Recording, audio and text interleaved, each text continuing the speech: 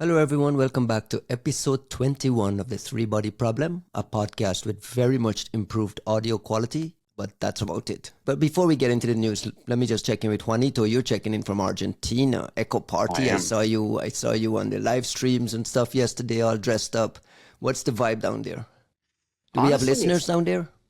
We do have listeners down here somehow. Some of the 34 apparently reside in Argentina.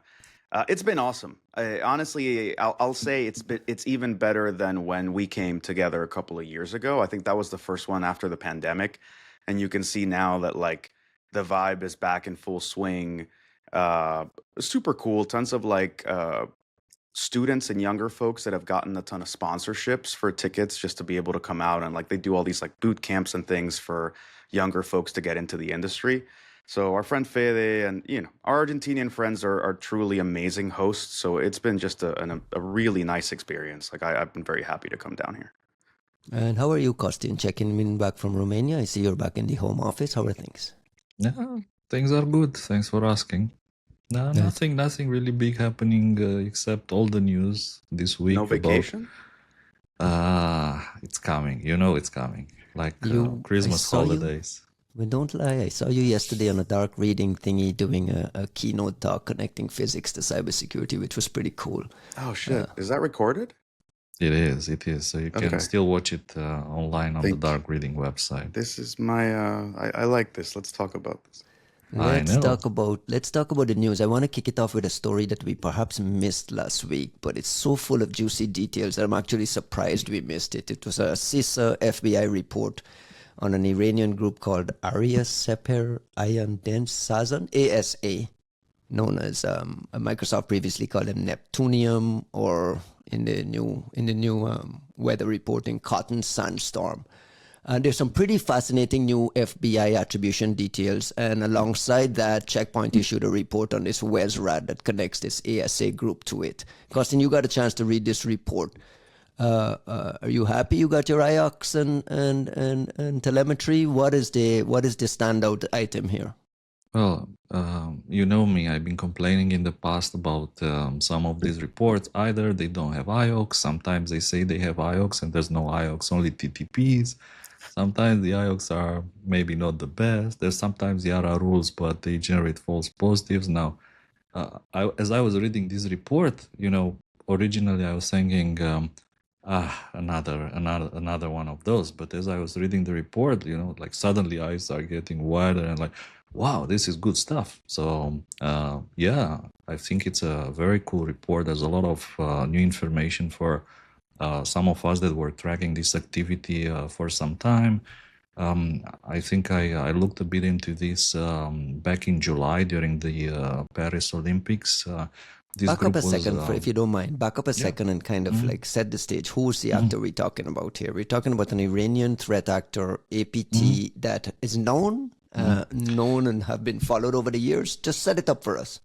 Yeah, but I guess maybe they didn't attract that much attention as the other ones, which are, kind of famous, such as APT-35 or Newcaster. So maybe the fact that they are kind of, let's say, a bit newer than the others makes a difference. The other thing here, which probably makes it difficult, is that they did show up over the last years with many different names, like with different hacktivist operations, different hack and leak operation, selling hack data. So they've been around, let's say, with many different names. So that maybe makes it a bit more difficult to track. If I remember correctly, though, the name that resonated with me was actually the original company name, right? The Emennet Pasargad, because we had a previous FBI report on like them being engaged in election interference, even like in the 2020 election, right? Like that's when it first kind of came up for me. And I remember from what we were reading at the time not being super impressed, whereas like this report is super interesting, right? Like that some of the TTPs that are being kind of undersold in this idea that like they're setting up like a fictitious hosting provider so they can provide for their operations. I haven't heard of that at least explicitly called out before. I think it's super interesting, right? I mean, let's start with who are you sending your like abuse reports and attempts to like try to Exactly. sinkhole or take over, right? Like it's super smart. And it's also very interesting to see that apparently they've been hosting like Hamas sites and stuff in Lebanon. Like it that these are the moments when I find it's the overt infrastructure of covert operations is such a fascinating place to understand how certain dynamics work, right? Like we can talk about the Iranians supporting a web of interesting bits of activity without being able to detail it. And then you look in cyber and there's like a clear connective tissue that brings these things together in a way that I really love. One of the things that stood out to me, Costin, is this reads like very much wartime campaigning, hijacking cameras in Israel, IP Yeah. cameras in Israel, live streams, the connection to Hamas that Juanito mentioned. There's just a lot more details in this FBI CISA thing that we don't normally see. Can you talk a little bit about the Hamas connection and some of that stuff and is that new? Small thing here. Sorry, Costin. Yeah. FBI CISA INCD thing. Somebody Correct. had to do the work. Yes. Someone had to do the real work here. Let's just be clear. Costin, Israel pardon the National Cyber interruption. Directorate is one of the three logos on the on this TLP Clear advisory. So Yes. Correct. We missed that. Like I think they deserve credit, and probably they did play an important role in writing this report. But to get back to what Ryan was asking, and I do think, by the way, I think that this setting up of fictitious hosting resellers is a very very interesting point, because I remember a couple of years ago that a friend of mine was trying to get some servers that he could use to do port scans of the internet. So they had like a fingerprinting algorithm for a very rare passive backdoor. They needed to scan the whole internet for it, and the way, let's say, to do that without leaking the fingerprinting algorithm would be to rent a server in one of these cyber bunkers, host-proof, bulletproof companies. And he did manage, in the end, he did manage to get one from a company that actually was advertising, and they were saying in the call, there's like, listen, in the worst case that law enforcement agencies come after your server, we will first call you. You can just log in, wipe your server clean, so there's no problems. And when you're finished, you tell us, and we make a copy. We shut down your server, make a copy, and we give it to the law enforcement. So that's happening. I mean, that's definitely happening, and I see why they would be doing. On the other hand, there's a risk. The moment that you identify server speed and VPS agent as being your operations, you automatically know everything there is probably bad. And in particular, yeah, they were providing hosting services for the Al-Qassam brigades, Hamas, or we've seen those domains pointing in their IP range, and I think they were also working a bit with some Lebanese organizations, extremist organizations, to host them in the same space. So these are like very, very interesting details for those of us who dig into DNS data and like to look at resolutions over time. That's like a gold mine, essentially. I'll say that I'm getting like PTSD dog vibes right now, looking at the like fake messages they were sending to the families of the hostages. These were things that we investigated. I remember investigating some of those messages after October 7th, and you know, it's such a gut-wrenching thing, because right now I see the messages in a report that explicitly tells me that this is some bullshit Iranian operation. At the time, you're between like the family of somebody who's desperate to get information about their loved one and a fucking text message, and no idea if this is actually coming from the people that are holding them, if this is coming from wherever. So And I think I just had like a this is the first public confirmation that this ASA company was creating cover personalities to actually contact family members of these hostages in an effort to possibly cause like psychological trauma and so on. So they were more directly connected than just doing cyber operations. well, I think it's yeah, it's pretty interesting. Like I said, Emennet Pasargad has been discussed openly before and has been connected before with other operations, but it was to me not being like a big Iran hawk per se. It was like here's a private company that's somehow part of this ecosystem that's doing some disinfo stuff.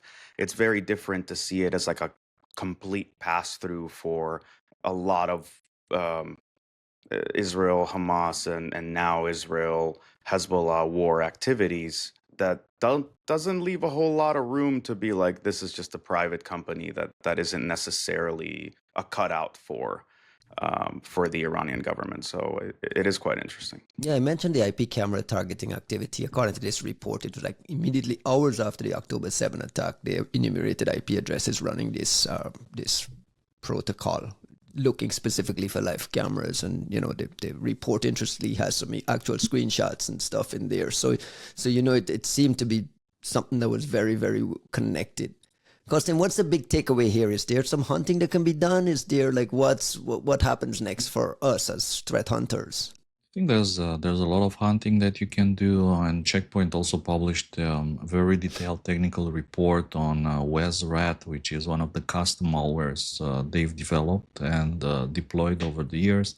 So there's a lot you can hunt of, like at the network level for these two particular hosting resellers, but also from the malware point of view, deploying Yara rules and hunting for more. I think that's on the table. If you ask me, what is the effect of this report on the group shutdown?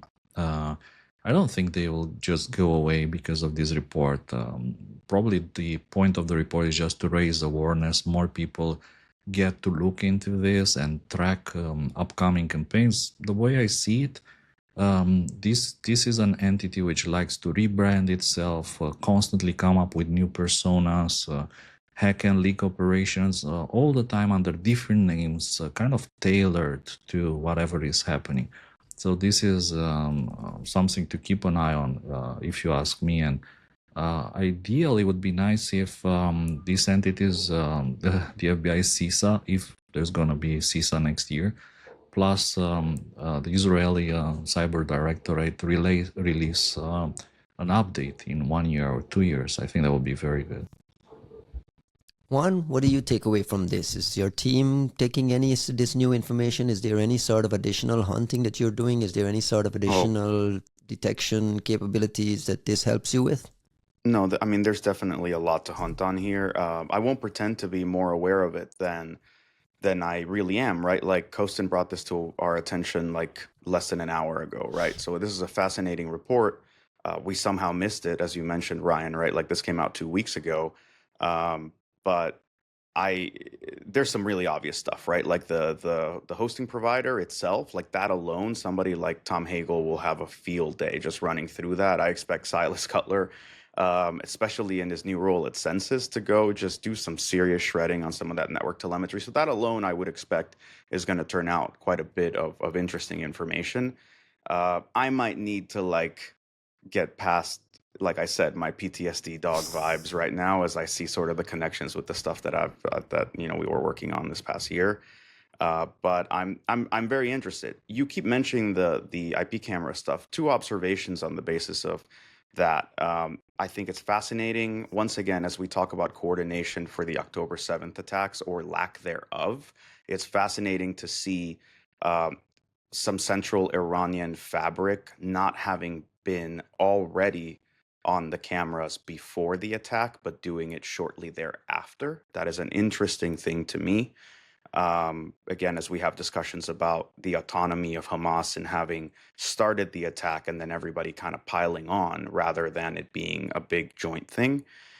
The other part I would point out, Ryan, since you sort of kept mentioning sort of wartimey vibes, this to me also reminds me of just how much Predatory Sparrow has been kicking Iran's ass over the past couple of years and doing sort of similar activities, right? Of like taking over billboards and like trying Who is to Predatory Sparrow? Just for so the audience sake, just fill it in quickly.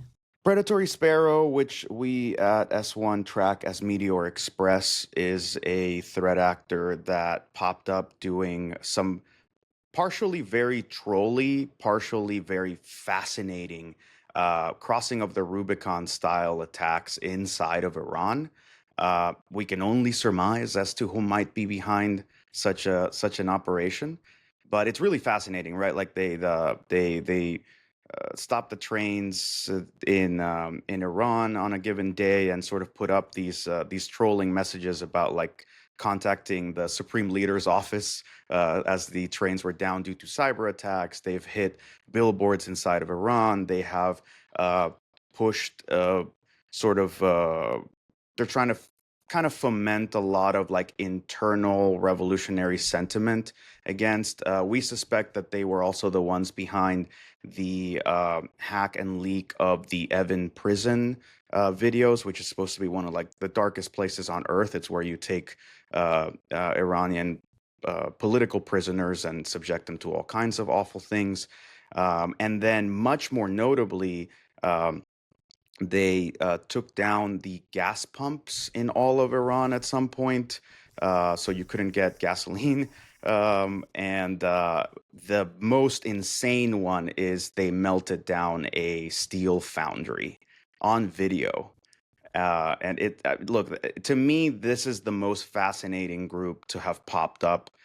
It's the most fascinating threat actor to have popped up in years. You have to It's imagine not. they've burrowed deep into everywhere in Iran, Oh, royally owned. so the reason I'm so fascinated by them, and I think Andy Greenberg kind of published some of this in his story about a year ago, is that I think it has introduced the first and maybe only instance I've ever seen of cyber as a deterrent. Like that's something that academics have been and politicians and policy people have been discussing forever, and it never made any fucking sense. How is a covert capability a deterrent? Right? That doesn't make sense. Your buddy Dakota says it doesn't work. Yeah, and Dakota is correct for the most part, because you're talking normally what we think about as cyber operations is a hidden hand, a potential capability, a potentially disastrous thing, an unexpected black swan. Wow, they came Signaling. down and well, that's the thing though. You can signal vaguely through political overtures that you possess some great cyber power that will bring this other country to its knees. And if the US were to do so, which it doesn't really when it comes to cyber, you could believe it, perhaps, if you think they could get out of their own way with their bureaucracy. If the Dutch did it, you can believe it. But then, the Pakistanis say that kind of thing all the time, and other people say it, and you're like, okay, whatever. The Iranians will say it all the time.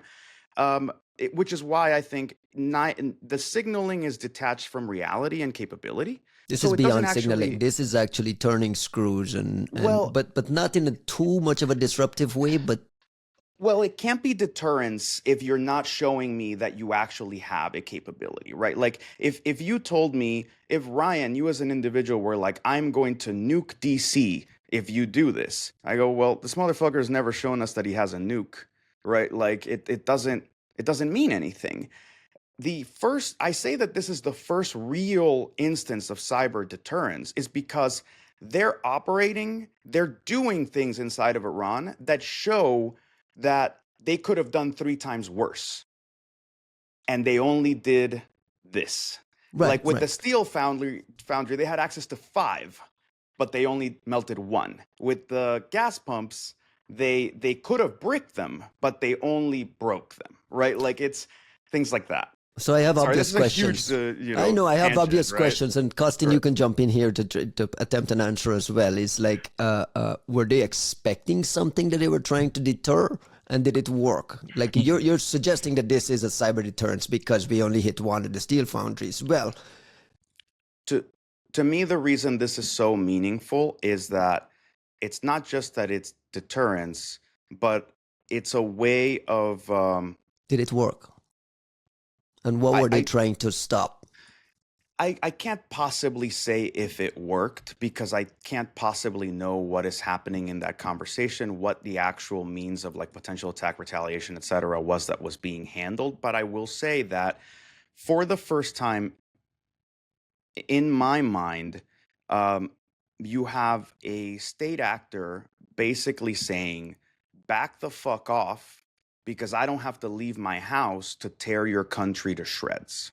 And considering who is probably behind that operation, if you look at the timing of when this stuff was happening and the kind of pressures that that country was suddenly under, with many, many, many, many, many enemies and a army that has to be in 5 different directions at a given time, that may be the most meaningful cyber capability since Stuxnet. Being able to say, back the fuck off. We have 17 different ways to tear your country apart without even having a plane take off from our country. I think it's fascinating.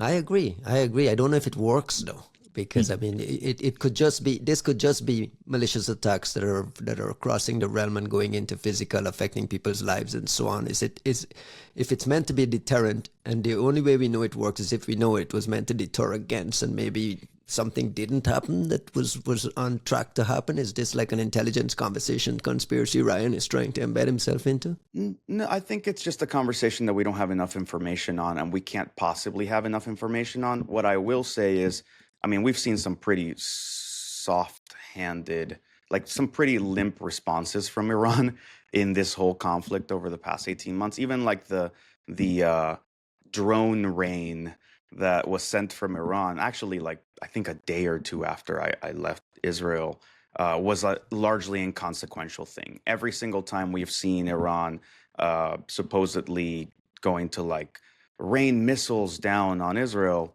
they never hit shit, and they're always immediately going, well, we're finished, we're done, it's over, right? Like the Iranians are more interested on basically like putting a period at the end of that sentence, which I think is a very different attitude to the bellicose bullshit we've been getting from Iran for the past 10 years.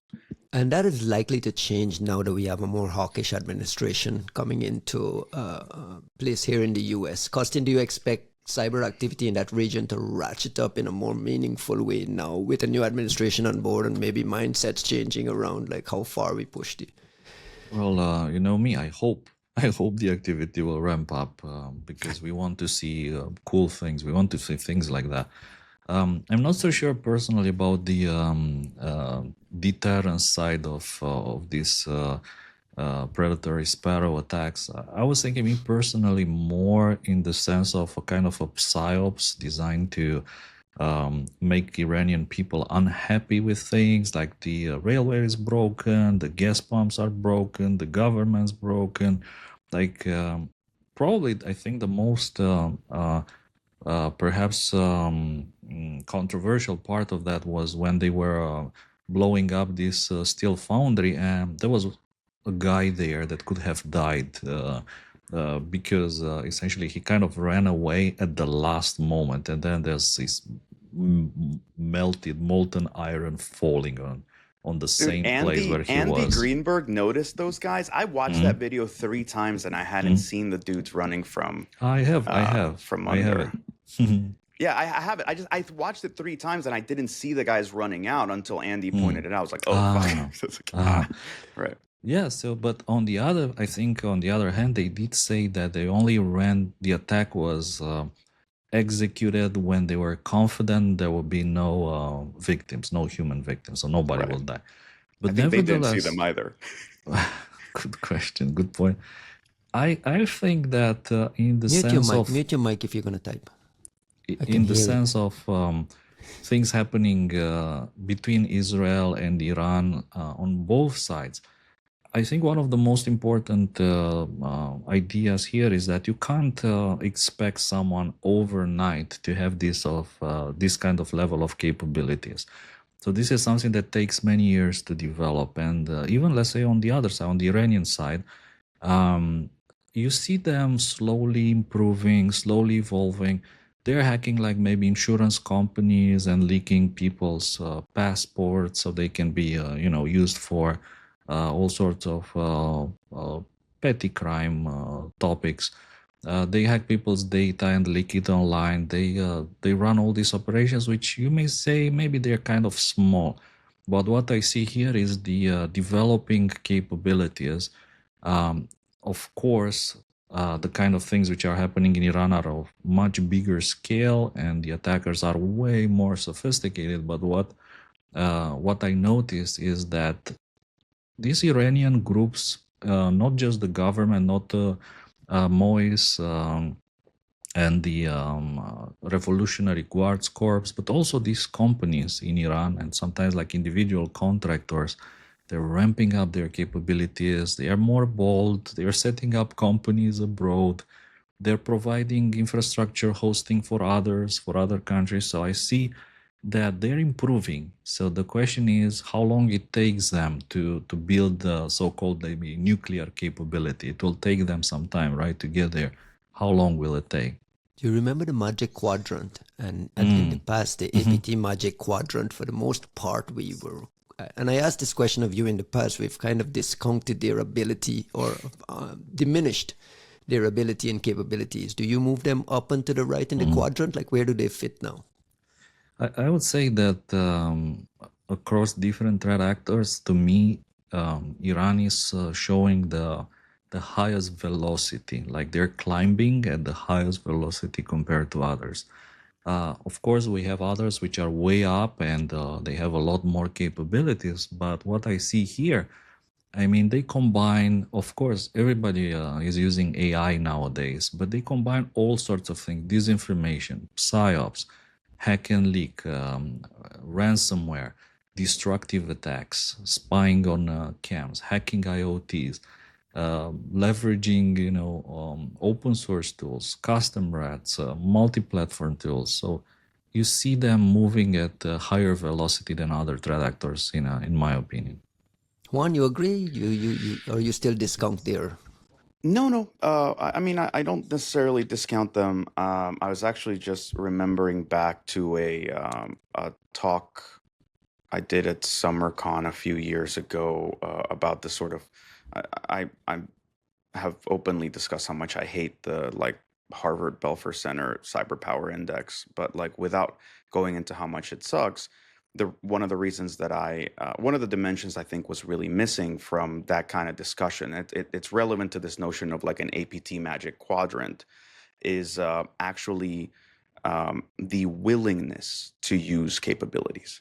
And that is something that if we want to snub our noses as like first world cyber powers looking down on Iran and North Korea, I think the only way that you can do that is by discounting your own government's willingness and ability to use its capabilities.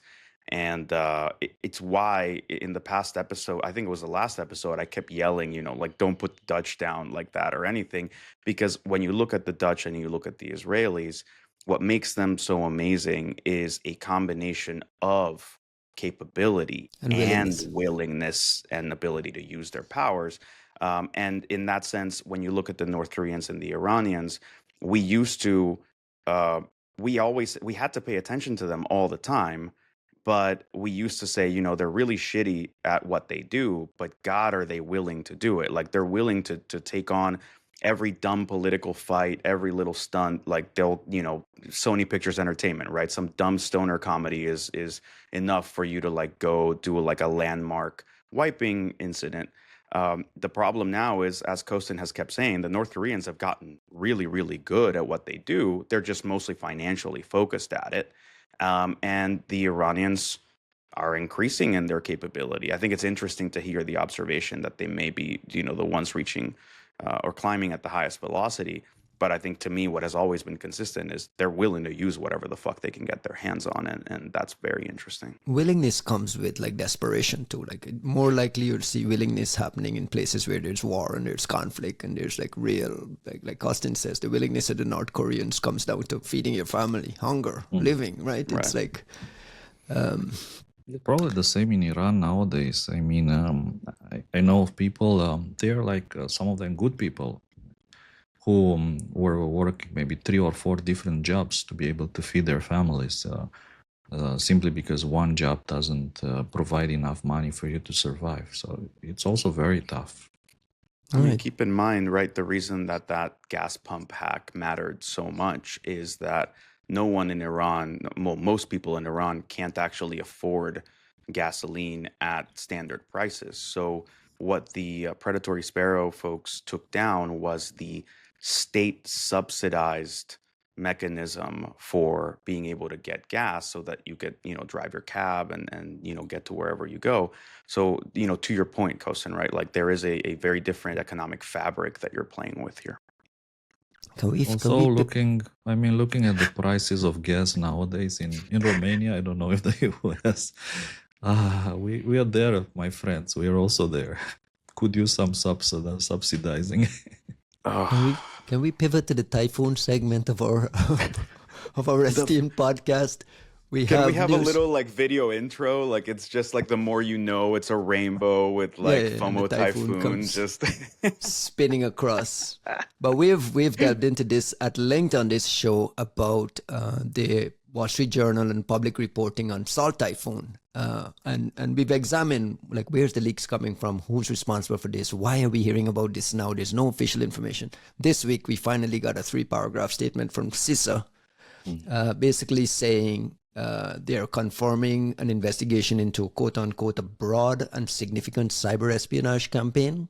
They've confirmed that it has enabled the theft of customer call records data, compromise of private communications of a limited number of individuals, like we discussed last week, the 2 presidential campaigns, and the copying of certain information that was subject of U.S. law enforcement request, the FISA thing that we've discussed in the past. So they've basically looked at the 3 key things that have been publicly published, unsourced, and confirming.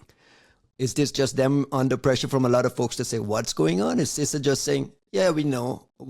Why do we get a 3-paragraph statement a month later? um, I well, it's at CISA speed, but look, I would have walked in here just to like make fun of it immediately because you go, yeah, what's the point of a 3-paragraph statement quite this late? Hey, it's What official is confirmation. exactly? You nailed it, right? Like that's what the only thing that makes it interesting is so far we've had really good reporting and really bad reporting, but originally really good reporting from like Bob McMillan and folks were telling us, look, this thing happened, it's important, and it hit this like it's not just another APT at another Chinese APT at another telco, right? Like that's been happening forever. Can I stick a It's pin and ask an important question here? How does sure. Verizon and Lumen and these guys get away with just not even putting out a 1-line statement? We're talking about official confirmation here. We're talking about vendors being transparent. We're talking like this is a significant thing. I understand it's got national security implications, but I mean these are the culprits, right? The guys who've gotten Well, compromised. this is a complicated one. So let me kind of piece this Parse it for apart. me. Just let me piece this apart a little bit, and while also admitting that I am not that familiar with SEC or FEC requirements for this kind of stuff, right? I'm not an expert at that. But what I will say is, um, I wouldn't lump all of these together, right? Like in the past, Lumen has always been an excellent uh, provider and like has leaned into providing information, not just about this stuff, but about a bunch of the other activity related to this and their own original research. So shout out Amazing to the work. Black Shout out to the Lotus Black Labs. Lotus Labs. You took the words out of my Amazing mouth. stuff. I took yeah. But hey, like uh they've always done amazing work, and sometimes I wonder if just how much of the stuff we're seeing is actually just coming from them. So shout out to them. I don't want to paint them with the same brush. And frankly, like AT&T, owning, having bought Alien Vault, having like some good folks in there, they've put out research in the past. So it's not like they're an unwilling partner. Um, However, this is a dicey situation. I know. And this is what we discussed the first time around with FOMO Typhoon is that you are the moment this is touching these like surveillance mechanisms that are, this is some of like the Gov crown jewels type shit. I don't think this is in their wheelhouse of getting to make decisions. Like Correct. this I is agree with you. genuinely more of like I a mentioned that government national problem. security implications. This is probably one of those where SEC and some national security folks say, hey, we're going to bypass some of these reporting regulations, these notices and requirements on disclosure rules because this has national security implications. We've seen it in the past with previous cases. They actually announced that. Costin, what do you make of us getting this official confirmation from CISA? And the CISA confirmation is only tied to the three things we know about, which means there's a lot. And the one thing you are allowed to laugh at, Juan, is this: FBI and CISA continue to render technical assistance, and get this line, rapidly share information to assist other potential victims. Yes. Like, Rapidly. and sharing Excellent. information. Rapidly sharing. They're rapidly taking information from one person working on it and rapidly giving to someone else that was probably working on it, just in case they didn't write each other in the process of doing this work. Speaking of sharing information, though, we actually did get was it a Trend Micro report on Salt Typhoon? We actually did get some sort of technical details. Costin, can you talk a little bit about this Earth S3's persistent Trend Micro report? I mean, as soon as I saw this CISA statement, I was thinking, on one hand, I was hoping there would be something with IOX. And then I saw this and I was thinking, okay, this was kind of expected in the sense a report with nothing new. Like, yes, broad and significant, we know that. Enable the theft of customer call records, we knew that. Limited number of individuals, we knew that. Copying of certain information that was subject to law enforcement requests. Now, this is interesting to me. To me, this is the only part which is interesting in the whole thingy, because what they are like hinting here is something that maybe Conspiracy Ryan was talking about like several episodes back. So it means, at least the way I read it, is that some of the people were already under US law enforcement monitoring or interception, and what these people did, they just copied that data that was already being collected. That's how I read it. More in the lines of Operation Aurora back in the days. So it would be interesting to know if this is actually what we think it is and who they were kind of monitoring or intercepting or listening to. Hopefully not any of the, politicians. So maybe those were like the additional targets. But like purely going to the technical side of things, I was kind of disappointed. There's nothing technical in there. No rapidly share information. There's The truth is that we don't know anything about Salt Typhoon, right? Other than it's got a name and it's infected some places on a technical level. Not openly, but there are people who know. In this particular case, like, I appreciate CISA giving us confirmation of what we only knew about from reporting. Note that they didn't point to whatever this bullshit was with the iOS devices that we discussed last time, right? They didn't say, there's subsequent infections or whatever, for whatever that's worth. Now, I think that I laugh at the rapidly sharing information aspect of it, in part because no, you're not really, but also, what is this notion that like sharing information is an unalloyed good, right? Like that's always a good choice. Obviously, it's not always a good choice, and that's clearly what some folks have decided in the process of handling FOMO Typhoon. And however, to your mention earlier, right? Like there is this Trend Micro report on Earth S3s, and I went through it pretty carefully. It is Salt Typhoon? Well, I don't know what makes them say that it is Salt Typhoon and how reliable that is. Because again, how do you compare some of that connective tissue when the connective tissue isn't necessarily public?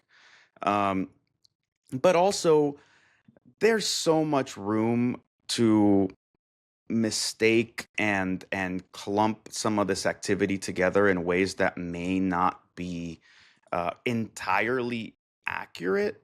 that I'm just very hesitant. And I would be equally hesitant if this was a thing that like we were writing at labs or anywhere else, right? Like more in the sense of these Chinese operations now are so braided together and so messy and coming out of these shared orb networks and using shared tooling and relying on largely, sort of ephemeral tooling and all this kind of stuff and going through these bullshit appliances, that it's not that it's not Chinese, it's that telling the difference between Vault Typhoon and Salt Typhoon is a pretty tough task, as far as I know. And I for And they're all two these separate things, things. They're two very, very separate things. As I understand it, Salt yeah. Typhoon, and we'll get into Volt Typhoon because the connective tissue here is that there's reporting in Bloomberg that Volt Typhoon completely compromised Singapore Telecommunications Network, which is Singapore's largest mobile carrier.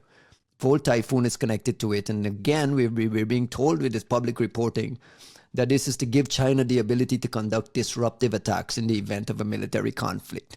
Now, that's completely different from cyber espionage, which SALT is. So we're kind of connecting these typhoons where the public reporting isn't quite clear on like the objectives of each. And it just seems like everything just gets mucked up into a ball of China bad, China bad. All of it is a fucking mess. But in part, it's because we're having to come at this kind of backwards as a general audience. And in this particular case, I think we get lumped into general audience, right? If you're not in the middle of one of these investigations at an actual victim, with a good sense of what this, whatever working group, for lack of a better term, is doing with Volt or Salt, then it's just very hard to kind of know what version of activity you're looking at. And we've had similar instances in labs where like Alex Milenkowski or Tom Hagel have turned up really interesting Chinese activity, and you go, this looks like it could in some way fit under the umbrella of what may very well be Salt or Vault. But and it really comes down to, hey, we just so happen to know this really amazing person at MSRC, this really amazing person on working some of the stuff in Gov, this really amazing, or like some of our partners in some of the better collaboration centers, and we can work hand in hand with them and kind of get a sense of what's going on. But if you don't have access to that, if you're not actually kind of using this back channel way, what you can say is, I'm looking at a really interesting set of activity, and I believe that it is Chinese, and it may be connected to the same orb network that some of these other folks are using, but it gets very hard to go from there.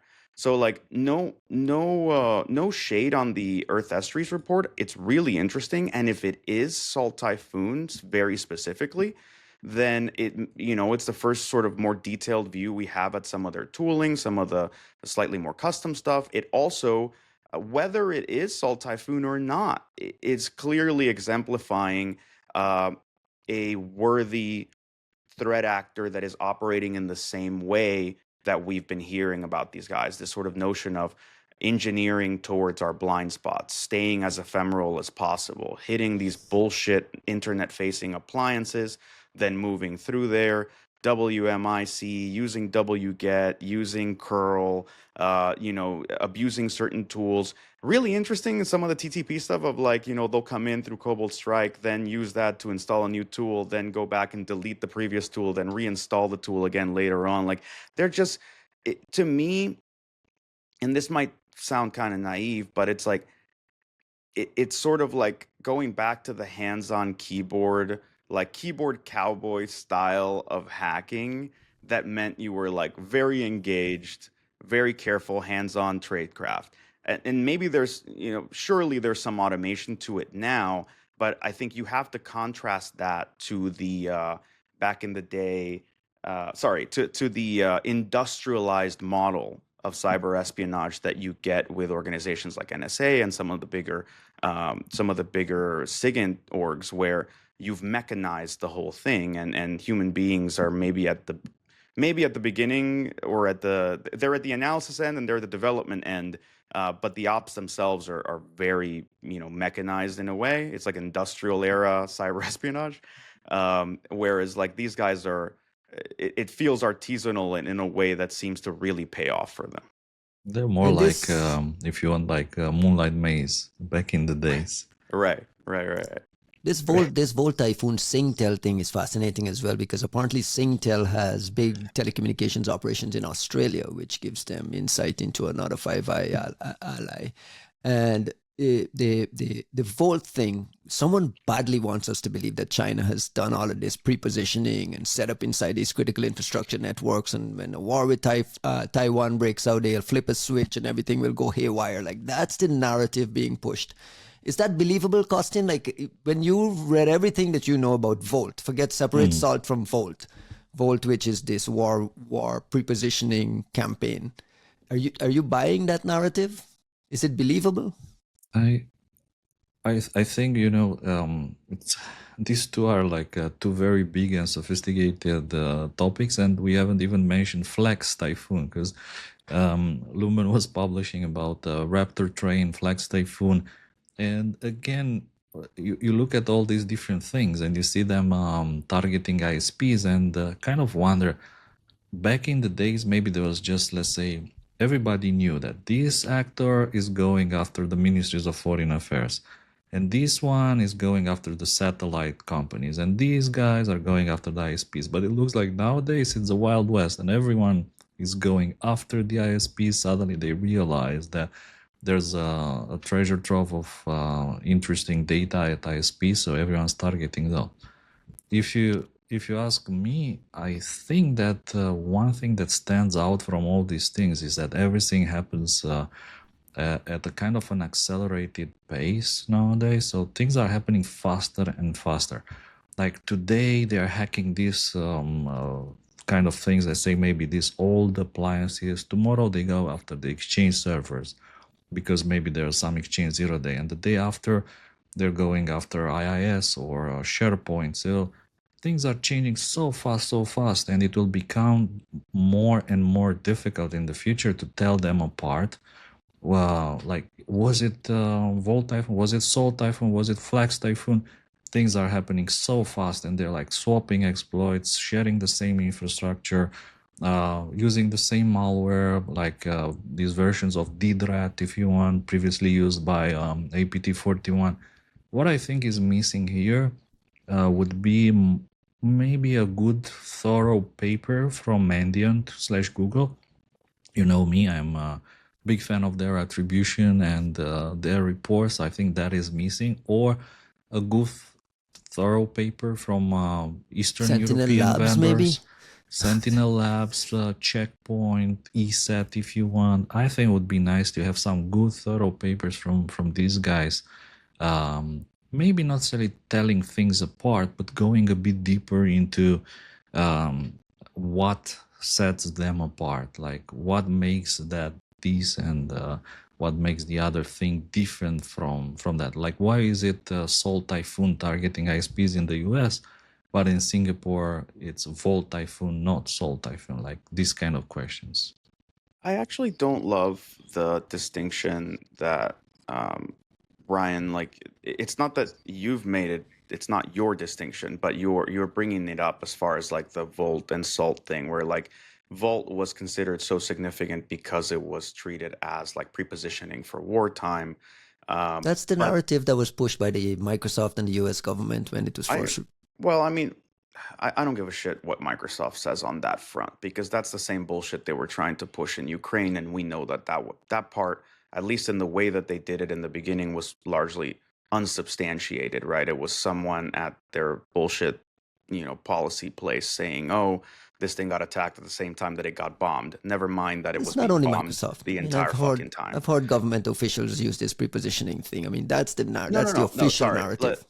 That's I understand. Like I that said, where I want to bring common sense back into it is we don't necessarily know all the specifics of what's going on in these ops, but we we do know ops, and here's where I want to kind of bring the discussion about prepositioning into this very murky area, in the sense of, as far as a cyber operation component is concerned, what are you telling me is the prepositioning, right? Presumably, the most important part of it is they have entered they have placed something. They have managed access to a place that is strategically significant in its utility in in a given scenario or area, right? Like if I going back to Iran, if I'm interested in someday going to war with the Iranians, then putting a backdoor in their air defense systems is a form of enabling, prepositioning for the day that I want to bomb them. However, Deterrence. well, no, because that entails they know that it's there, right? Like, which means they can remove it, so it doesn't really work that way.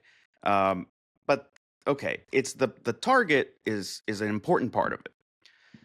Are we talking prepositioning because I have enabled a form of access? Are we talking prepositioning because I have placed an implant that can control things that maybe means that they have access to changing things that matter as a potential? Or have I positioned a logic bomb that clearly has the only possible functionality and intent the way that InDestroyer worked or the way that Stuxnet worked, where the logic of this implant can only mean that my express development intention is to take down that air defense system? And there's at least three levels of what you may consider prepositioning in a strategic target. And the problem to me is the first two levels are indistinguishable from cyber espionage.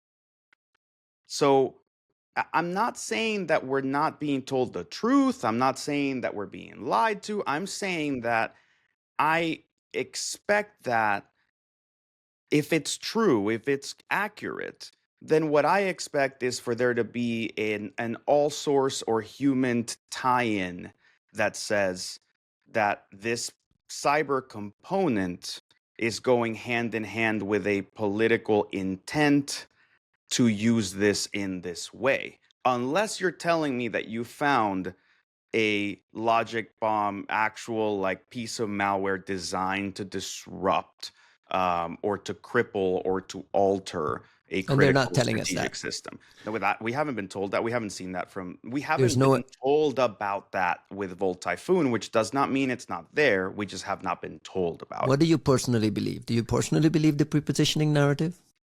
I'm just trying to get a sense of like what should the audience be like, red flag in their minds as they read all this stuff and see all the I tweets and whatever. I think that we have a bad tendency, as whenever we're on the outside looking in, we have a bad tendency to take our curiosity all the way, The like conspiracy. past skepticism to conspiracy. And I would like us to traverse that path more slowly. Not because we may not end up there, right? Like maybe that is the truth. Sometimes people exaggerate, sometimes people get confused.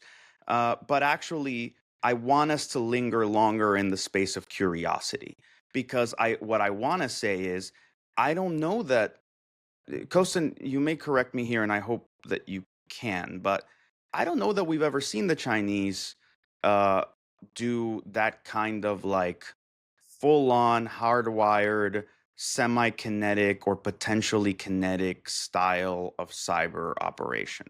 And I'm not implying that they can't. I would be incredibly disappointed if they have not developed this sort of capability. But I don't know of an instance where we have heard or seen them deploying something like that. And that makes me very curious about how they view and classify that sort of operation in their mentality about cyber ops.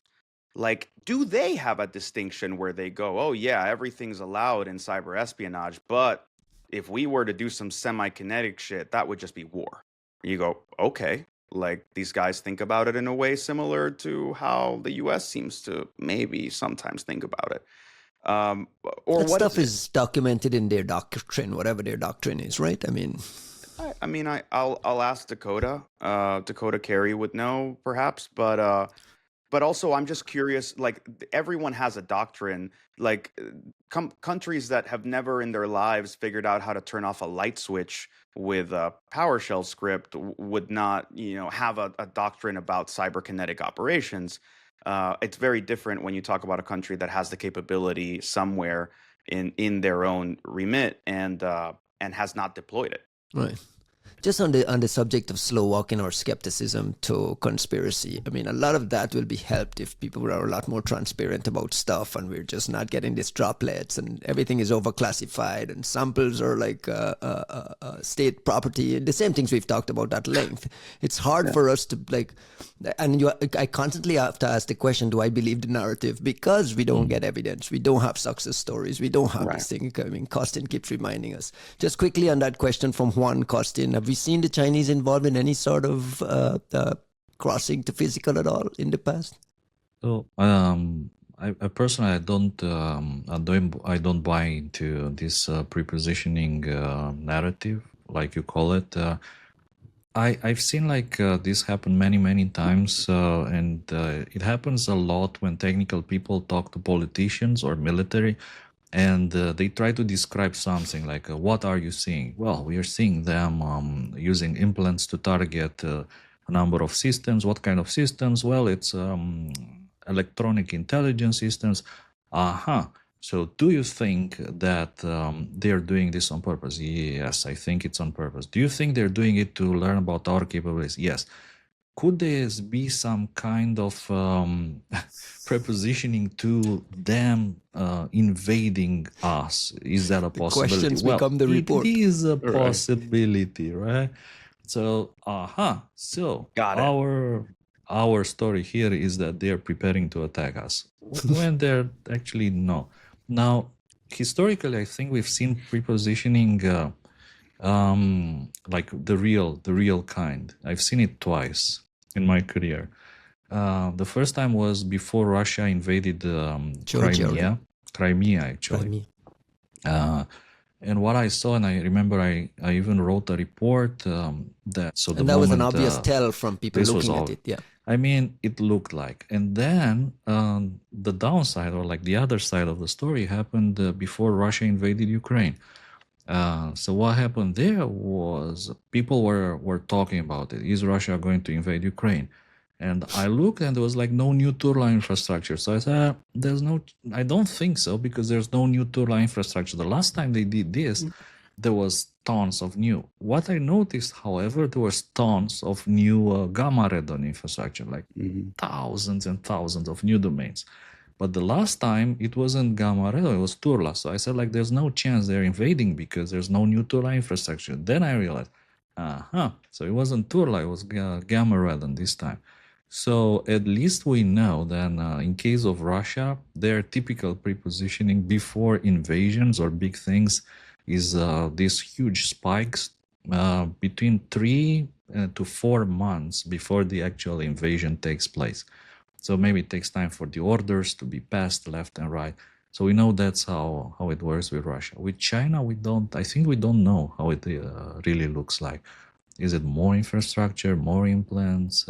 Is it possible the people who have actual eyes on it know that it's prepositioning, know that it is this Turla expanding, this gamma radon expanding? Is it possible at all that they're actually seeing signs of what you saw in their own telemetry, whatever they have?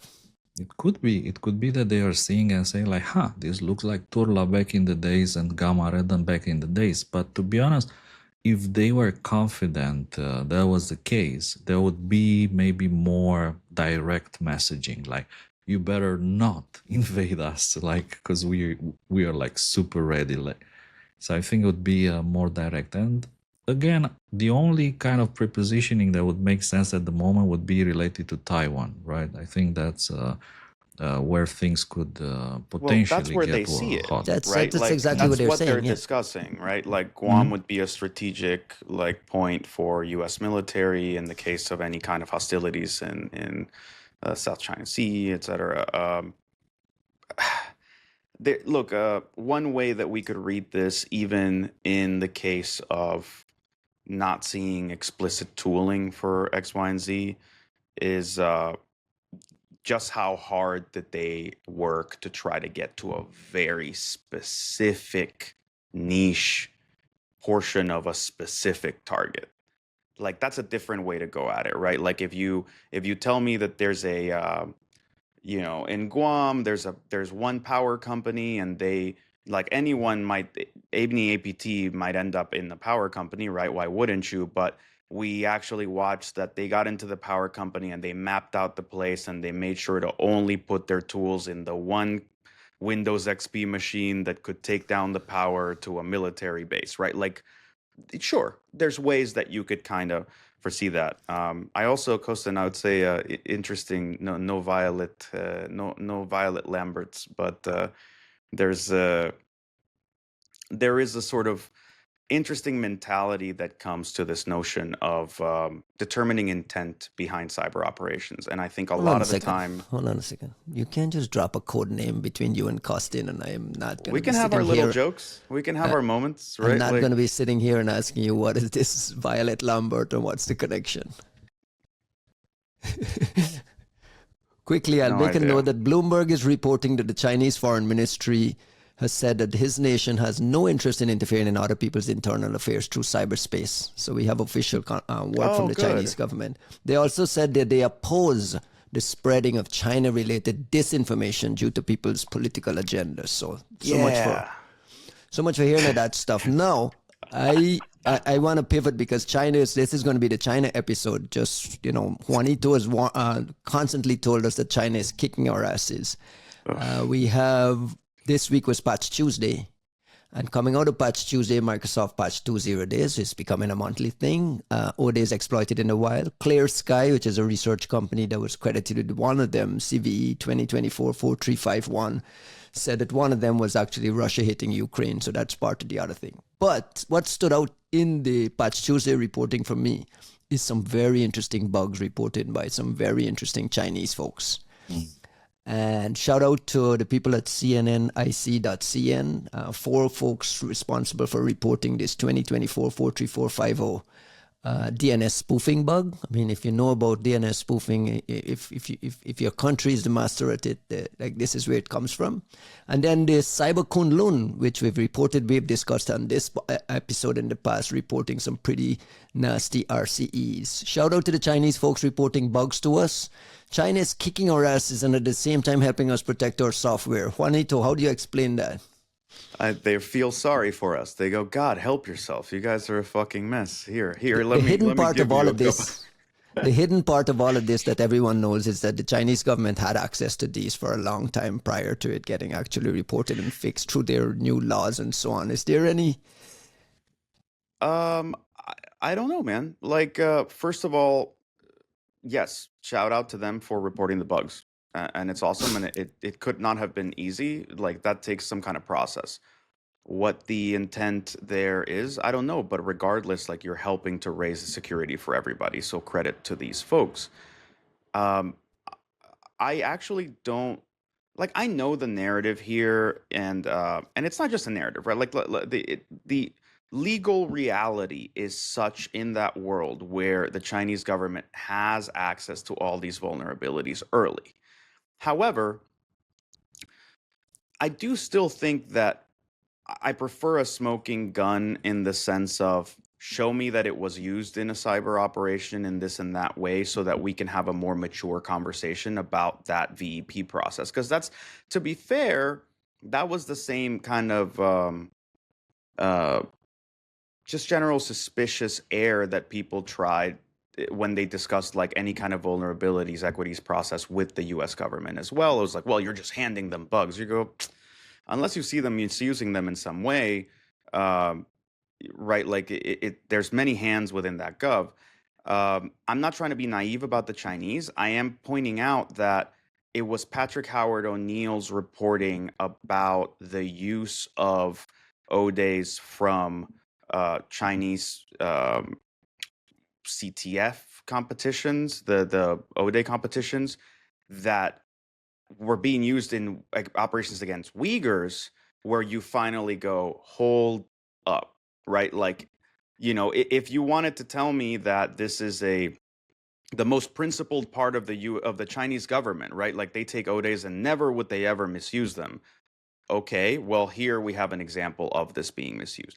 So, like, the reason I'm making this distinction is not to be soft on China, but rather that I don't see the Chinese suffering for O days, right? Like, they are in the position that the U.S. was or has always been, where like the U.S. could afford to have a VEP process because they could sit there and go, of all the millions of amazing 0 days and all this great exploitation shit I have in my hands, like maybe this one's a little unfair. Why don't you go fix that part, right? And like you're not depleting the stockpile, quote unquote. You are having a conversation about the health of the ecosystem. And that's where things like Eternal Blue, I think, must have advanced certain conversations inside of the building where you go, guys, yeah, we are able to use this carefully, and have because none of us ever saw the NSA using Eternal Blue in the wild, because the thing never exploded to replicating across the entire internet. Surely because of the checks and the ways that it was implemented. And then the minute you give it to some other fucking kid, like, oh, there you go. Like the whole internet has been taken down with WannaCry. So that must have influenced that conversation. In the Chinese side of the house, I'm wondering, like, what is their equities process wherein they go, this shit needs fixing. And This is one of those, though. Like, I feel like Right. this bug, this Right. Windows DNS spoofing bug, is one of those. Like, why would they give this up? Well- That came. The first thing came to mind is like, why would the Chinese give up a bug, a machine in the middle bug that they can inject themselves into and listen to conversations and manipulate traffic? I'll give you two things to consider. One of them is, was it used against them?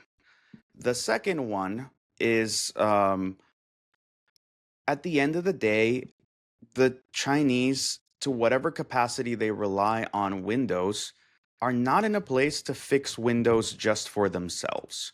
Whenever you do want to, you know, actually improve the security of the thing that you rely on, and it's the same thing everybody else relies on, like there's a reason you don't poison the well that both armies drink from, right? Like you need to at some point admit that if the only way to secure yourself is also to secure your enemy, you're still better off securing both, right? What do you think, Costin? What do you think of the Chinese reporting this bug? What do you think? And in fairness, despite the law and despite all our concerns about China having advanced access to bugs, the Chinese researchers are still the top of the list of people reporting it to MSRC. They're still featured prominently in Apple advisories and bulletins being credited. So they're still actively reporting a lot of vulnerabilities to us all through CDI, Pon2One, all these contests. You still see Chinese folks appearing.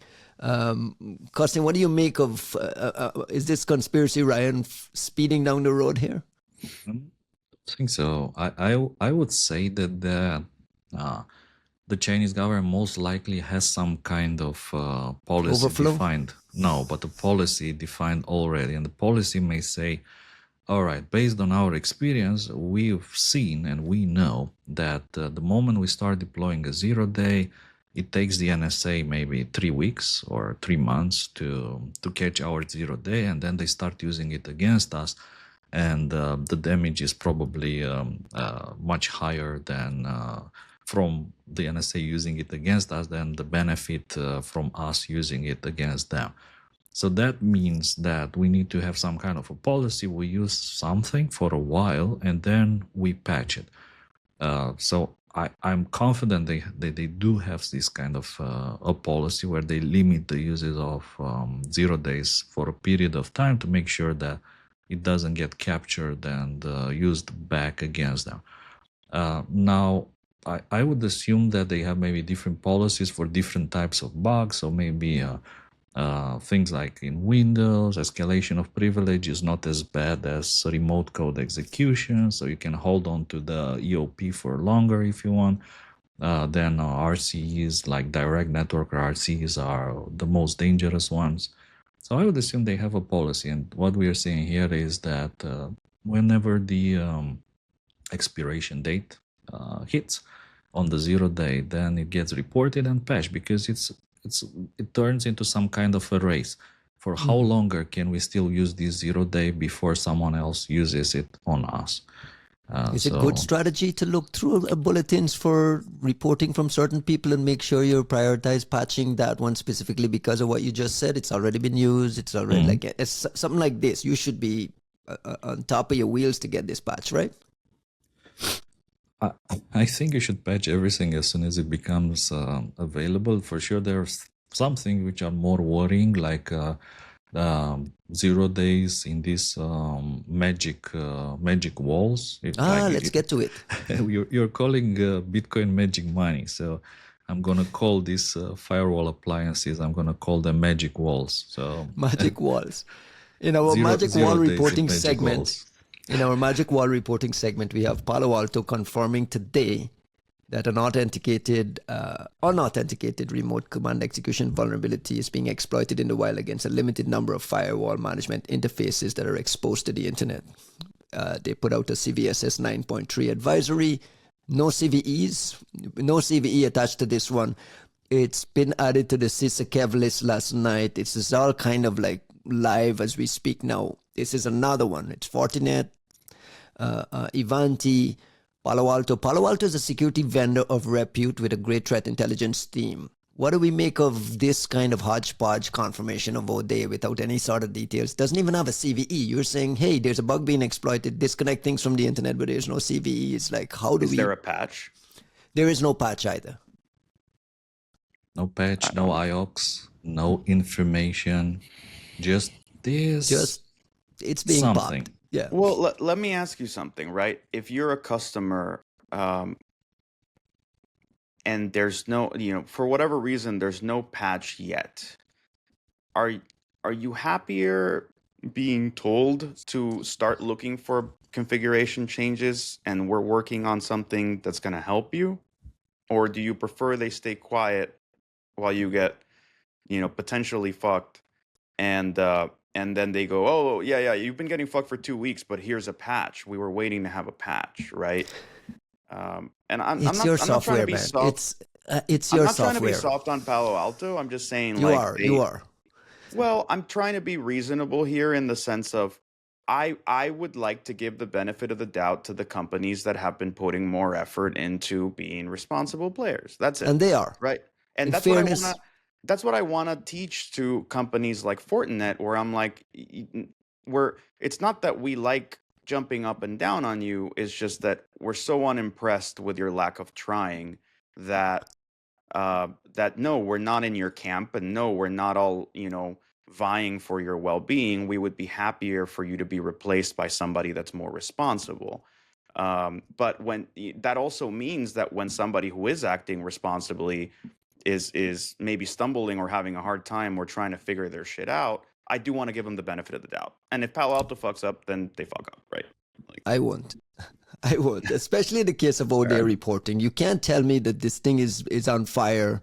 Someone is popping a limited number of things and, hey guys, sorry, there's nothing you can do right now, and not even a shred of information to help me go look for hunting. You just basically say, look for suspicious threat activity, unrecognized configurations changes, look and see if anyone added a user. It's like, dude, this is unacceptable reporting. Yeah. No, Costin? I'll give you that. Costin, who is this? Is this China? Oh dear. Depends. I mean, if we knew where are those limited number of devices, where are they? Just tell us something, anything. That would be anything. Like quite it's interesting. happening it's happening in Cambodia. Are they in Ukraine? Just tell me something. Are they in Guam? Like, if they're in Guam, it's big shit, right? But I understand why Palo Alto says we don't have sufficient information. That's the reality. So two things here. One, enhanced telemetry. I think more people need to build better, heavier enhanced telemetry in their network appliances specifically.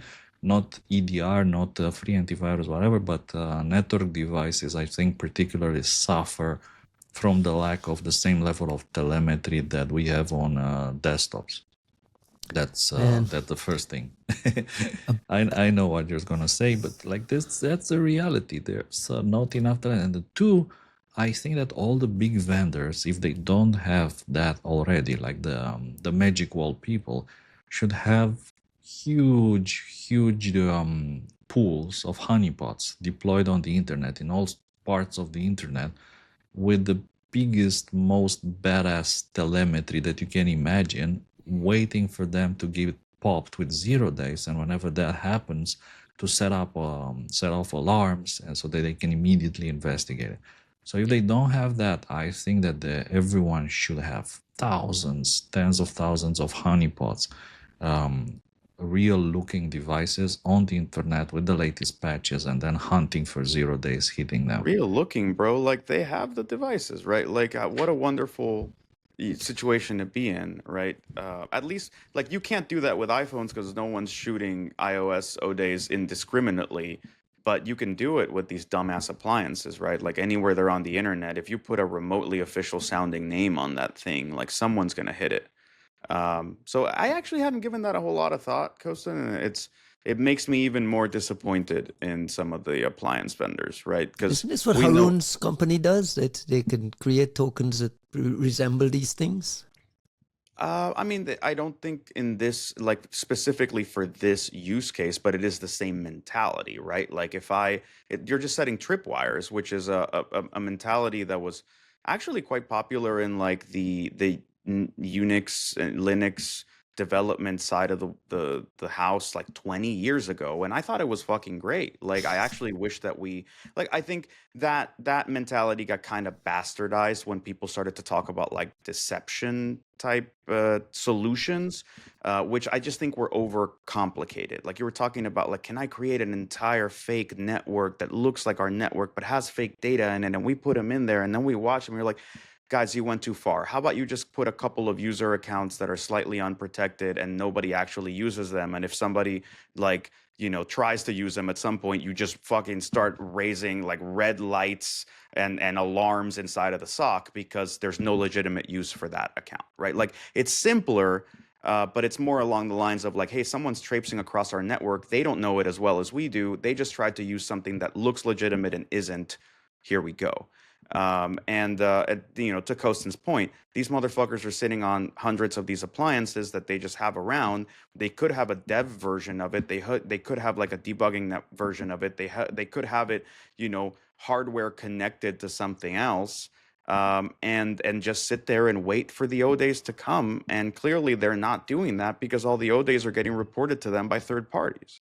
By China. Isn't it amazing to you that every week there's a firewall all day live fire drill happening, and we've just No. accepted as this is the norm? Like this No, is madness. It's not amazing to me because what we should be saying is, isn't it amazing to you that people are paying for appliances whose software is clearly garbage? Why are they paying? Let's the crux of the Dude. issue is that we talked about this at length. They We've have no talked about alternative. They this. need this VPN access. Yeah. They need this kind of like fake network security thing that they believe they're getting. What is other than hacking things together, like what are people supposed to do if this is a weekly occurrence and we just sit back and accept? It's just that, like, look, everybody who's affected, even potentially affected, needs to be exerting pressure. This is one of those areas where I will point the finger to CISA for as long as it still exists and say CISA has really failed all of us, because they gave these motherfuckers a pass and a gold star and a pat on the back, and without getting anything from them. Without What do you getting mean with the pledge? with the pledge, and like, oh, it's okay, Avanti and everybody else is just, they're all our buddies now, and they said they would do better. We're not going to check. We don't have any metrics. There's no milestones. There's no actual, any kind of progress that's measurable or anything. Like you just, like, you pissed in my pocket and told me it's raining, and that's good enough. And frankly, it upsets me because that was one of the main sources of pressure where it should have come from. And that obviously failed. So now, at best, I would love to see, all the things we've discussed before, right? Like maybe the FCC comes in, maybe you get someone who finally figures out that maybe FedRAMP should actually be used on a recurring evaluation basis and not just be a check mark for the rest of your fucking life as a company. But more than anything, that's the vendor side.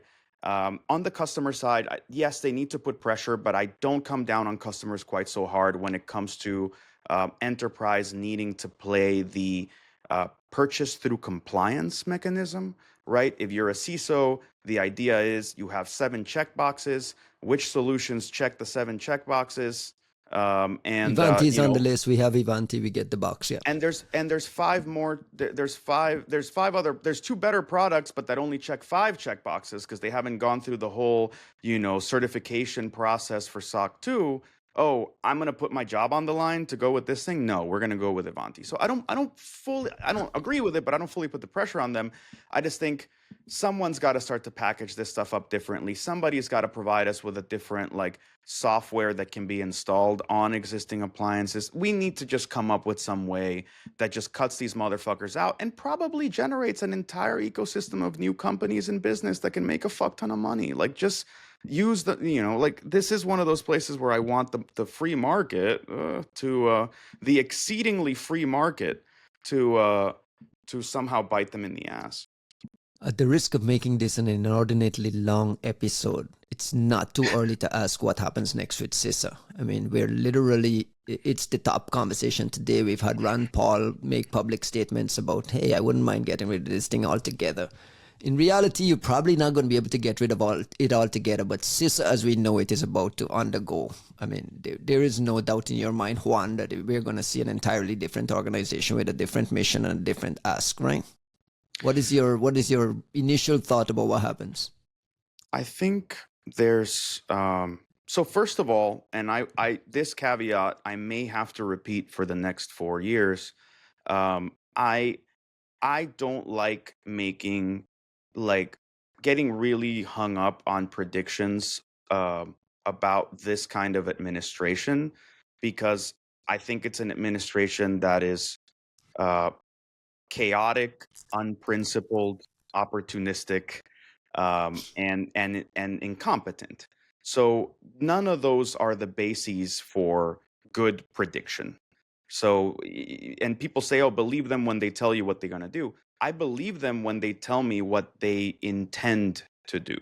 Does that mean they know how to do it? Does that mean they do it effectively? Does that mean that, halfway through the process, Elon Musk doesn't run into the room and go, wait, I've got a much better idea. And they just swerve, because that's what they do. They're unprincipled. They don't have an actual strategy. So if someone has a better idea, that shit might change overnight. So, and even if you're on the other side of the political aisle and you think that these people are disruptive, it's hard to accept the acceptance of norms. It's very difficult to expect an approach to norms, because there are no norms anymore. There are no norms, right? It's all unwritten, for better and worse. In this case, almost certainly for the worse. Now, when it comes to CISA in particular, I'm sure that they must have been feeling this impending sense of change, not necessarily doom, regardless of what was going to happen with who won, because you're almost certainly going to change directors. Not a knock on Jen in any way, but it just happens with most administrations. You're unlikely to get a tenure longer than. Maybe if they think you're doing a great job, they'll keep you there. But if you're doing a really great job, maybe they'll give you a better job or a different position, right?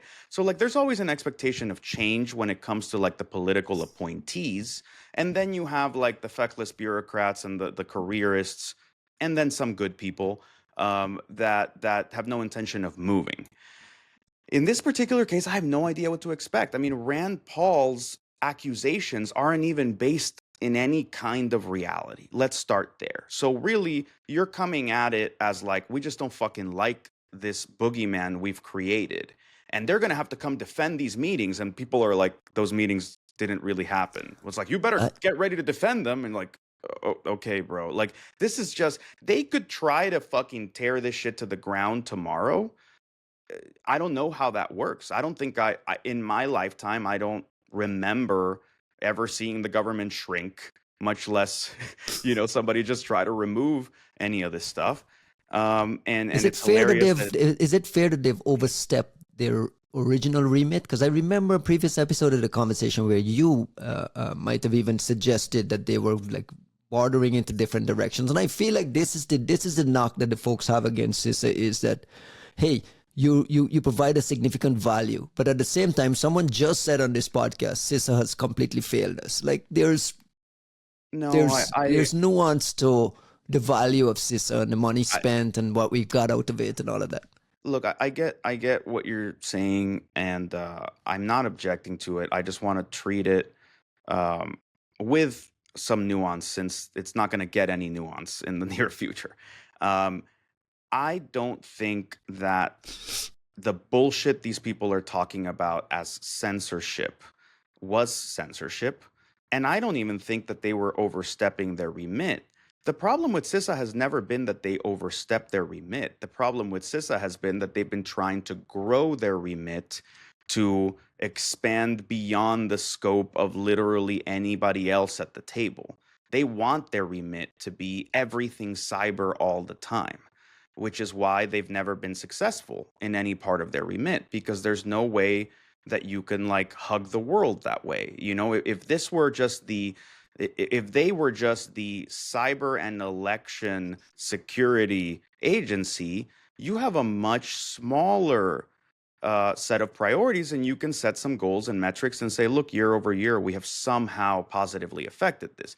When you want to be the cybersecurity and infrastructure and elections and the Twitters and, you know, funny campaigns for MFA and making songs and performing live on stage and going wherever, like when you want to be fucking everything, you're never going to succeed. But this is what Ron Paul is saying, isn't it? No. He's saying they exceeded their remit. I understand the political side of it.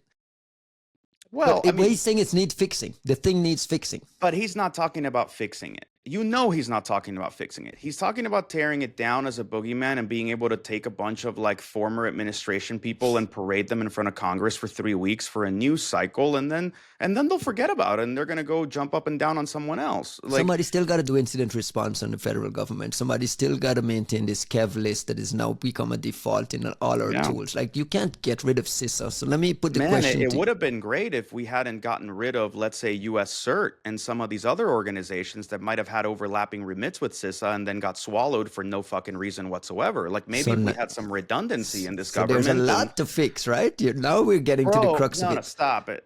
Because like in this forget the administration, Juan. I give you the magic wand. Forget Rand Paul. Forget the chaos that's coming. All of that. Let's try to have an intellectual conversation. That one, it's fucking broken. Two, there's a lot of little things that need fixing. And let me put it to you. What would you have CISA? Would you just revert back to US CERT and get rid of CISA altogether and put the powers there? Like, how would you approach realistically? I think if we wanted to succeed, and you're telling me that it's magic wand moment, then I wouldn't bother with doing anything to CISA right now. The problem that we're seeing is a lack of redundancy and a lack of specificity. I don't want the omnibus mega mall cybersecurity agency. I want US CERT to do a thing well.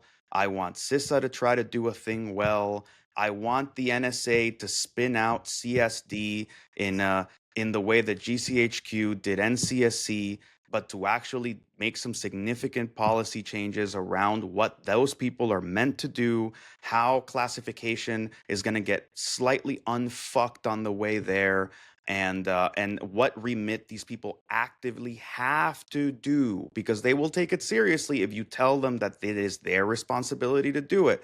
Then I want you to go and empower, UNAT under advisement under CNMF and make them bigger and broader. I want you to tell the CIA to come fucking sit at the table and find some way to talk to other human beings and figure out how to, do things over here. And I want you to create a couple more organizations. Like, look, we burn money in this country. Well, in that country, I'm in Argentina right now. We burn money in that country left and right. Not coming back. Frivolous bullshit. I don't know, man. There's an aviation strike, and frankly, things have been pretty nice out here. So the steak is good too. The steak is good. People are nice to me here. Didn't Argentina have like a big efficiency ops like some time ago? Yeah, that's coming in the big US. money country as well. Well, it was. I don't know how much it will continue to be. The inflation stuff has changed and whatnot. But I'm not competent about what's happening in this government, so I'm just going to shut my mouth. Costin, you have a thought on what happens to the CISA moving forward, or this is just like y'all, you Americans over there and your drama? I mean, everybody loves drama. I mean, if you look on X these days, and by the way, there's a lot of people that started following me on Blue Sky. I think you Ryan also created an account on Blue Sky. Yeah, you Juan has bullied been me. there. I got cyber-bullied bullied into you. creating an account. All the cool kids are on Blue Sky. Yeah. We're on Blue Sky. You can find us on Blue Sky. Mastodon. Like, to be honest, I was never a big fan of that.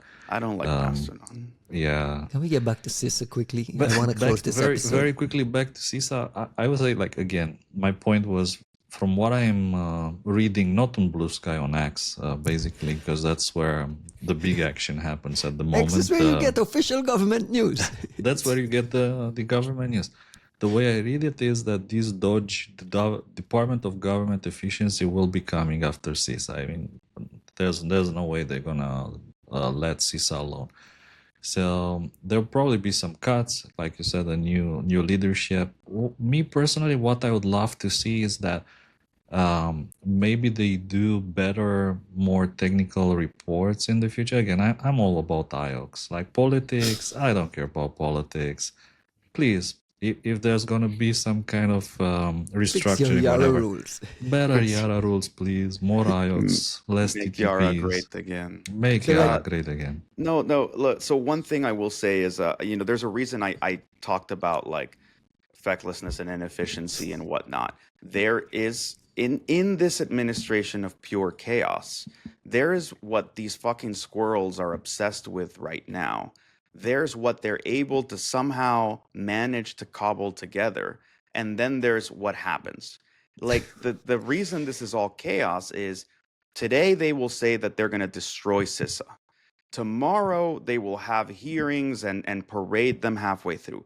The next day they'll say that the CISA is going to end completely. Then they'll put someone they like as the head of CISA. Then, when they were ready to destroy it, they figured out that it's just a little more complicated than they realized. And the next day something big happens on TV and they forget.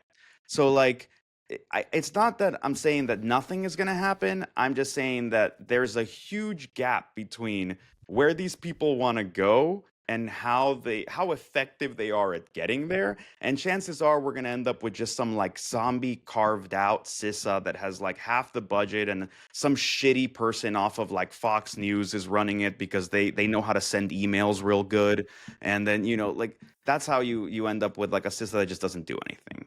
Two direct questions for you. And I know I'm asking you to speculate and predict, but does the CSRB survive, the Cyber Safety Review Board? I mean, with a pro-company, a pro-business administration in place, the CSRB actually ruffles a lot of feathers, caused Microsoft to go spend a ton of money on this SFI. Does that survive, you think? I don't know which... Look, man.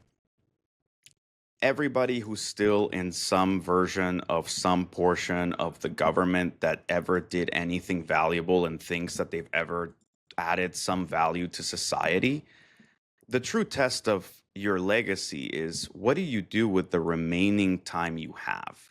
That notion of like a lame duck session is some of that like bullshit gentleman's agreement type, dual nonsense where like we go to war with muskets and stand in a straight line staring at each other and take a break for lunch. Like, that is bullshit. You have however many months left. What the fuck are you going to do? Why hasn't the CSRB done anything on the appliances? Why hasn't the CSRB sat back down and said, look, we at least have a couple of months. We're going to fucking knock out as many of these things as possible. That's one approach. If you're telling me your mission matters, okay, it should matter beyond the longevity of your employment or beyond the longevity of your stardom. Like, I say that because I see Nicole Perlroth on Blue Sky, crying about what happens if CISA leaves. Well, you'll have to find a different title to put on when you go on MSNBC. But I don't know that in any way actually affects anyone. The CSRB was setting precedent for things that I think were important and we wanted to see more of. And there's no one stopping you from publishing shit until the day they pry you off of that seat. So fucking go get some stuff done and we'll figure out what happens with the future of the CSRB in the future. So you don't think in the future it survives? They should scramble and get whatever they could get out now. No one should assume that anything they were doing is gonna remain the same. Does the pledge survive? The pledge is a carrot and stick kind of. I'll get you and see. I'll get you to take a picture with Jenny Stilly at RSA, and you'll get that. But on the back end, you have to give me these things, and you have to add MFA, and you have to add some transparency. It's a nice idea. I mean, were they actually adding things? I had a long chat with your buddy. I had a long chat with Jason Kichter this week around the same issue, and he is saying, as a CISO, I signed a pledge from Automox, and I hope it doesn't go away, because I asked him the same question, and he's saying, listen, the pledge has put a lot of pressure on me. It's coming up in sales conversations. It's coming up in customer conversations. It's pushing me to do a lot of things. And it's also getting me a lot of support from my board of directors, because now it's a real thing in a conversation. So as much as we might dismiss the pledge as a purity thing, there's a real issue on the back end that's happening. Does that survive, do you think? I don't know what happens from this point forward. I mean, look, PR is relatively free. There's nothing keeping people from signing pledges and making press releases and doing that kind of bullshit. The thing with CISA that I've never enjoyed is how personality driven it is, right? Like the thing that has always bothered me, and there's so many, but like the thing that has always really bothered me about how CISA does things is that the initiatives live for as long as the enthusiasm of the announcement lasts. Like you don't look at the story of CISA and go, well, in its first year, they created this thing. That is still alive and kicking. Then in their second year, they did this, and that has now transformed into this greater thing. And then the fourth year, like that's what legacy is, and that's what it means when you create structures that do things. And when you don't, when you just like announce things because you're going on stage and you need something to announce, and by the next time you go on stage, you forgot the last thing you announced, and now you're announcing a new thing, then there's really nothing to count on for the future, because we haven't seen structural things. We haven't seen actual initiatives that last any longer than whatever a given human being's attention span is. So I don't know what to expect. We may very well just get complete silence because everybody decides that they're unassigned. They're going to sit on the roof until like the day that somebody escorts them out of the building. The more you talk, the more you convince me that the thing is completely broken and needs to be discarded. It is completely broken. There's a difference between a solution. There's a difference between a solution and just shutting some shit down to score some cheap political points. Like shutting CISA down tomorrow doesn't make our situation better. Keeping CISA around doesn't make our situation better. So like, let's figure out what would be meaningful, and then let's admit that nothing meaningful is on the table at all. No one is discussing any solutions. The great genius, unofficial vice president Elon Musk is not showing up here telling us his grand plan for securing jack shit. You're just cutting stuff. Okay, fine. Small government. Yeah, whatever. Cool, man.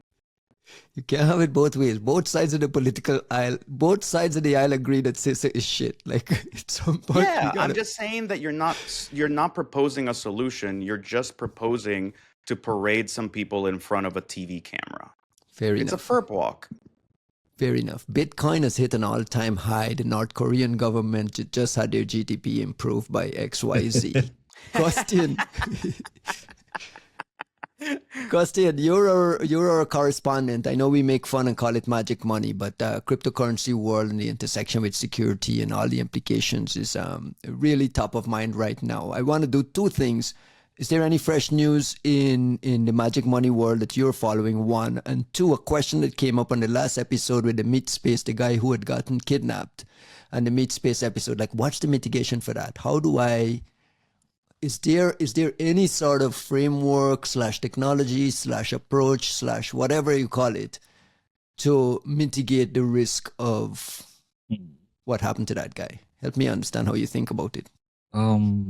So there's for sure multiple solutions. Remember, even the one that I mentioned, that people store, like, let's say the vast majority of their magic money They store the seeds on metal tablets. They bury in 3 different places. And even, let's say, if you get beaten, like to disclose the locations, maybe one of them is in Germany, one of them is in Sweden, one of them is in the US. It still takes time to travel to all these different locations and reassemble like the different parts of the cures to restore the magic money. So one of them is like, obviously, don't carry all your magic money with you. But at the same time, in this case, I don't know if it was really possible to mitigate it, because they kidnapped the CEO of a magic money organization, and then the organization, paid for him basically. So they still have to have. So I would say there's different cases. If you're like maybe a wealthy magic money type, then don't keep all your magic money with you, and put some of them in cold storage in different countries, in different places. A lot of people like this multi-signature wallets, multi-sig wallets, which require, again, multiple things, which are not maybe necessarily all of them stored in one place. The old school advice: don't put all your eggs into one basket, if you want. If only these people knew how to shut the fuck up about their money, then maybe they Oh yeah, wouldn't have any of these absolutely. problems, right? Like if you'd stop telling people that you have a bajillion dollars Magic Putting money. that Bitcoin icon on your Twitter feed, right? Yeah, So- exactly. Like why do you, it's like everyone's pumping their shit up by telling other people how much money they have sitting around to get stolen. Yeah, we don't talk about Bitcoin ownership. Costin, any other news happening in your world? And Juan, more importantly, like Bitcoin is USA is going to be the Bitcoin capital of the world. There's been multiple public utterances. When the people tell you what they're going to do, believe them, etc., etc. Does this make you and your team pay more close attention to the kind of criminal activity that's populating that space?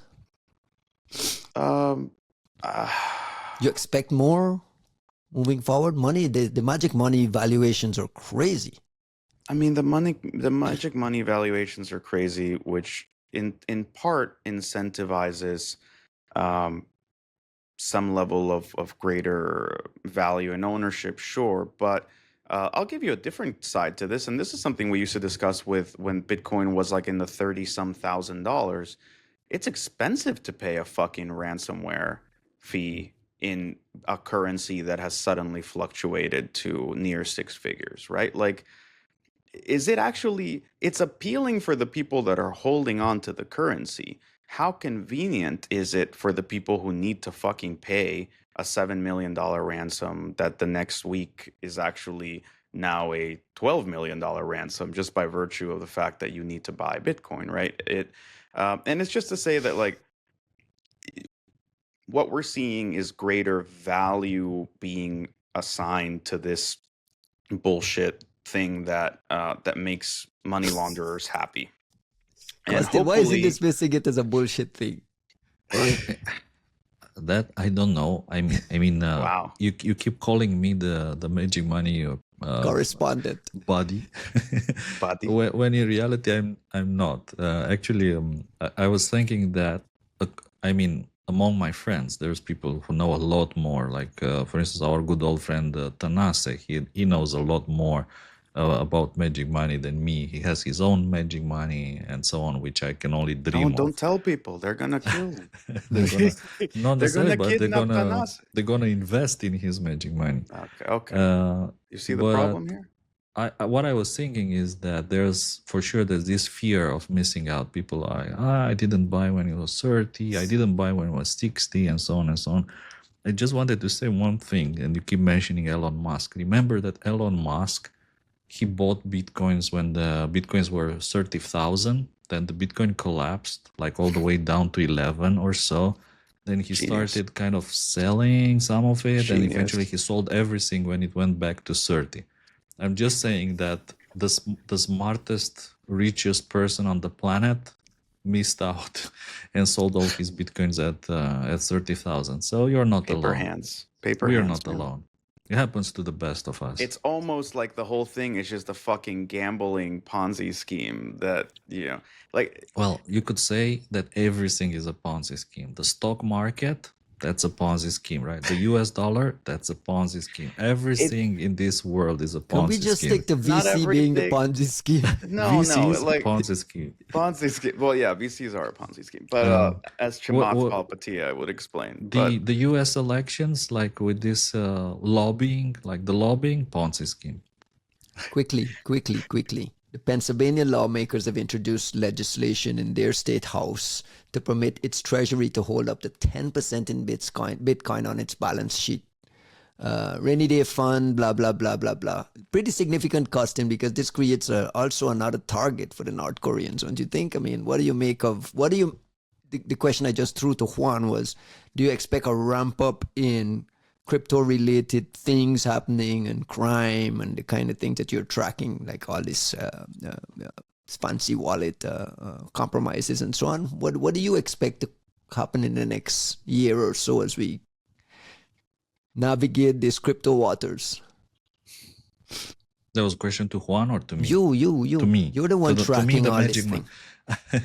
Well, first of all, I was wondering, like, what's Pennsylvania? Like, for those of us who are living on this side of the world, can you say a few words? What is Pennsylvania? Is it like a famous place? Who lives there? Like, and White why people. Pennsylvania? Like, what's that? just white people, basically. Stop Is it. it the Amish, like the place where the Amish, is it that one, or that was a different state? The It Amish is is that in one, right? Pennsylvania, but they're also in Ohio. They're also in that kind of north. What do you call like, Pennsylvania? Is it northeast? They like, corn, the grassy, marshy lands where they can hide, that's the Pennsylvania is the home of Pennsylvania is the this home of because it's Pittsburgh, the steel mill Oh, capital right. of America, the salt of the earth backbone of the great United States of America. That's what Pennsylvania is. Scranton. Don't be and, disrespecting. Don't be disrespecting these people. I am absolutely no. I'm honest. Like I tell you that maybe for people who live in the states, they don't understand the people outside of the states. They're not very familiar with all these things. Just to give you an example, a couple of years ago, I landed in New York, and I go in a taxi and I give the hotel address. So and the guy there, he says, "Oh, so you're going to Manhattan?" And I'm like, I have no idea what is Manhattan. I'm just going to this hotel. So he's like, so to Manhattan? I said, I don't know. That's a reality. That's why I'm asking. Like, perhaps it's difficult to see the world from the outside, but that's how it looks. And to me, the question was, why Pennsylvania? That's interesting. I would say that any kind of smart investor at the moment, at this particular Wait, guys, moment in time, what are we talking about? Like, we need to I- explain, like, what about this I just set it Pennsylvania- up. No, I just no, like, how does Pennsylvania come into this picture? Like, I'm listening. I'm just like, what are we talking was about? my Pennsylvania, question. let me Why? repeat what I said at the top. Pennsylvania lawmakers have introduced legislation to permit its treasury to hold up to 10% in Bitcoin on its balance sheet. This is a strategic reserve bill modeled after the Satoshi Bitcoin advocacy framework. It just feels like big US states are starting to pour into this El Salvador model of saying, hey, we can't miss out on this thing. Yeah, we can't miss out on how well it went for El Salvador. Well, you can't argue now. It's probably going well for them when you look at the valuation in these prices.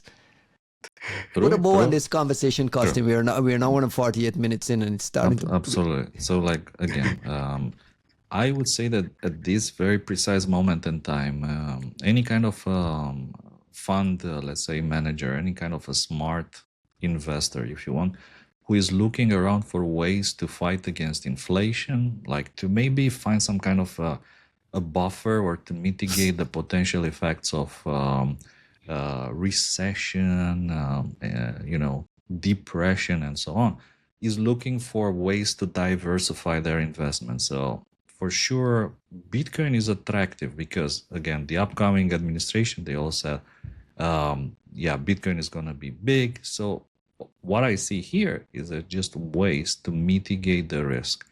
It's all about risk management. So I wouldn't laugh. I was not laughing at all.